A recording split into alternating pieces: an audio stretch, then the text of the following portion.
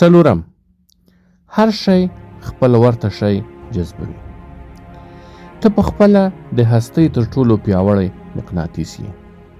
ته په خپل باطن کې د جاذبې قدرت لري چې په دنیا کې تر بل هر شي پیاوړی دی، او دغه نه اټکل کېدونکی مقناطیسي قدرت ستا له خپلو افکارو څخه خپریږي. هر مثبت فکر خپل مثبت فکر جذبوي. د یو انسان په توګه زموږ دنده دا ده چې د هغه څه په هکله فکر وکړو چې غواړو یې، او هغه څه چې غواړو یې په خپل ذهن کې یې مشخص کړو.